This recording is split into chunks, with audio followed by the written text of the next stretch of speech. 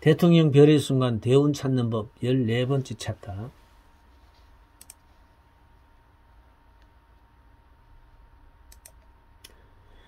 자연의 이런 그 사로수와 같은 그 현상을 통해서 우리는 육합역으로 이렇게 분석해서 볼 수 있게 되는데, 동양에서는 이 육합역으로 본 차기 대통령들의 별의 순간을 찾는 법을 지금부터 정리해 보겠습니다.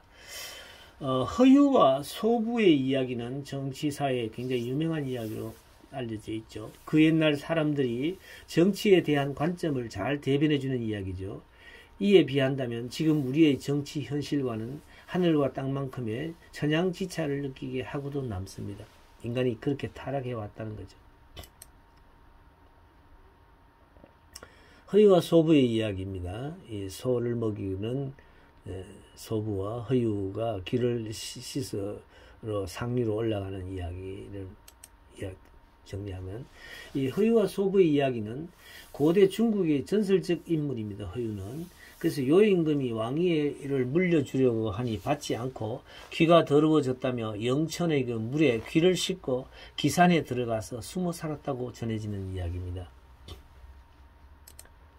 한편 이 소부는 소를 몰고 가다가 허유가 귀를 씻는 까닭을 듣고는 그 물을 소에 먹일 수 없다며 더 상류로 올라가 물을 먹이더라고 합니다.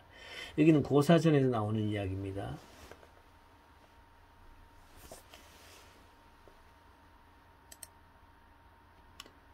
이게 그 중국의 기산입니다. 지금 기산의 모습. 이 참된 지도자 자격을 갖춘 대통령은, 그래서 우리는 오늘날 대통령이 온통 삶의 모든 관심을 집중하는 이 땅의 사람들이 얼마나 미련하고 어리석은 인간들이 들끓고 있는지를 알아야 할 것입니다. 정말로 국민을 위해 자신이 대통령이 되어서 봉사하고 싶다면 먼저 스스로를 갈고 닦아 그러한 경지에 도달해야 있어야만 할 것이 첫 번째 조건입니다. 그 다음 순수한 헌신의 마음으로 돈과 권력을 내려놓는 마음으로 나라의 정치, 경제, 문화 등등의 전반적인 분야에 대해 편가르기가 없이 널리 인재를 등용하여 정치를 펼쳐나가야 할 것입니다. 그러나 오늘의 실상은 그렇지 못하죠. 고로 앞으로 정치를 올바르게 이렇게 펼쳐내려면 이들의 봉급을 현 대한민국 모든 봉급자들의 반 이하의 수준으로 낮춰야 되며, 그들이 진정 봉사하겠다는 정신으로 뛰어들 수 있게 모든 권력과 이런 것들을 분산해야 됩니다. 좋은 대우를 다 받으려 하기 때문에 그리로 몰려드는 겁니다. 그런 제도를 없애야 됩니다. 그러나 지금의 정치는 주인 없는 나라의 세금이라는 거대한 돈을 주무르려는 야심에 가득 차서 편가르기적 당파 싸움에 연연하며 상대를 제거하려는 일에만 혈안이 되어 있는 것처럼 보이는 것 같습니다. 여기서 차기 대통령 후보들의 행보를 통해 우리가 찾고자 하는 것은 과연 얼마나 인간에게 이 19년역의 시기적 영향력이 사로서 여기에 제대로 작용하고 있는가를 찾아보고자 하는데 그 목적이 있음을 밝혀두는 바입니다. 사실 오늘날 명리를 통한 사주풀이적 접근에서는 그 사주가 갖는 영향력을 김만태 교수 같은 분은 이렇게 보고 있습니다.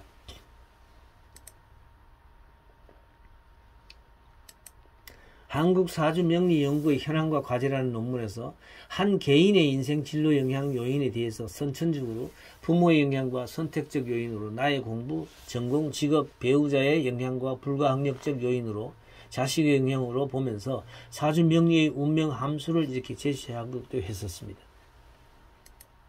이처럼 음양 오행설이라는 바탕 위에서 전개되고 있는 사주명리학의 대학교에서의 연구 경향도 이렇게 복합적인 내용들을 제시하고 있는 실정입니다. 앞에서 이야기했습니다. 그래서 함수를 다시 한번 제시하면 이와 같은 형태로 쓸 수 있다고 우리가 이야기했죠. 앞에서.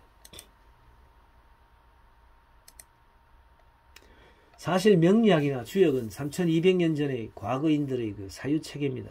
이들의 기나긴 역사의 흐름 속에서 펼쳐져 온 명리학과 주역의 흐름은 자연의 관찰과 그에 바탕한 인식체계라기보다는 인간의 가적인 산물에 지나지 않습니다. 마음에서 만들어진 하나의 가상적인 산물이라는 거죠. 마치 용이라는 동물을 생각에 의해서 만들어진 하나의 상상의 동물인 것처럼, 예를 들면 60갑자에서 갑자년의 경우에 우주자연법상에서 그 어떠한 변화의 기준점이 없습니다. 단지 인간의 가화적 관념의 세계를 통해 10천간 12지지를 통해 연월 일시의 표현 수단의 하나로 오랜 시간 동안 역사 속에서 사용되어 왔다는 점 외에는 특별한 점이 발견되지 않습니다.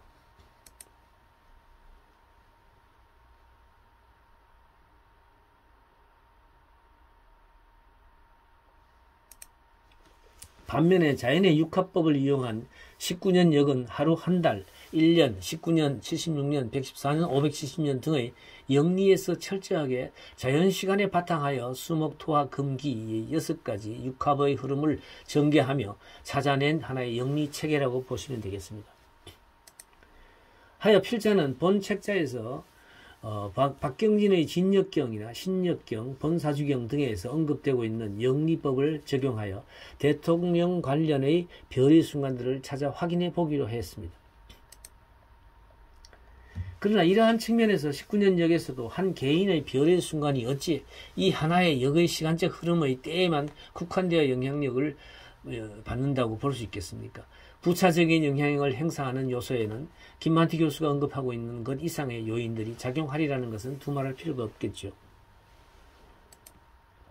단지 여기에서 별의 순간을 시간적 차원에서 그 역의 때를 찾아줌으로써 인간이 자신만의 인생의 목표의식을 가지고 주인의식으로 자신의 삶을 제대로 경영해 살림해 나간다는 거죠. 경영해 낸다면 19년 역의 순간은 그에게 크나큰 성공적 확률성을 높여준다는 것에는 변함이 없을 것입니다.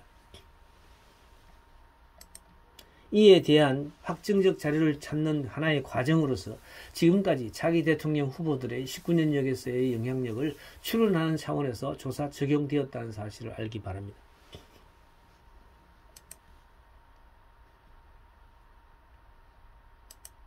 한 해의 농사를 짓는 농부만 해도 올 한 해의 농사를 위해 어떤 씨앗을 파종할 것이며 언제 파종하며 하우스 재배를 할 것인가, 노지 재배를 할 것인가, 거름은 어떤 비료를 함께 사용할 것인지, 그 외에 물과 공기와 날씨, 햇볕 등등의 수많은 요소들을 제대로 제공해 줌으로써 가을에 그가 원하는 소기의 성과를 농작물을 얻어내고 있지 않습니까?